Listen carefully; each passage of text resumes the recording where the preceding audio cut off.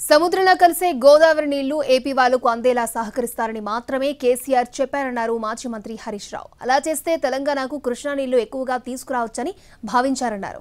హరీష్ రావు మాటలు అర్ధరహితమంటూ కౌంటర్ ఇచ్చారు మంత్రి తుమ్మల నాగేశ్వరరావు. అధ్యక్ష కేసీఆర్ గారు ఆయన ప్రాణం పోయినా పర్వాలేదు కానీ తెలంగాణ రాష్ట్ర ప్రయోజనాలు దెబ్బతింటే అంగీకరించే ప్రశ్నే ఉత్పన్నం కాదు. వారు చెప్పింది ఆ రోజు ప్రతి సంవత్సరం 2000 టీఎంసీలు సముద్రంలో కలుస్తూ ఉన్నాయి.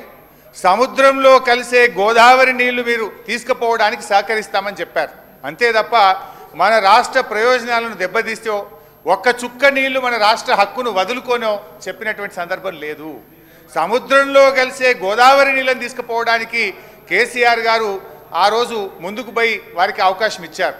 దాంట్లో డెఫినెట్గా మన ప్రయోజనం కూడా ఉంది. ఇప్పుడు గోదావరి నీళ్లు వాళ్ళు రాయలసీమ తీసుకపోతే ఈ కృష్ణానది నీళ్లను మనం ఎక్కువగా మన మహబూబ్ నగర్కు, నల్లగొండకు, సాగర్కు తెచ్చుకునే అవకాశం ఉంటుంది.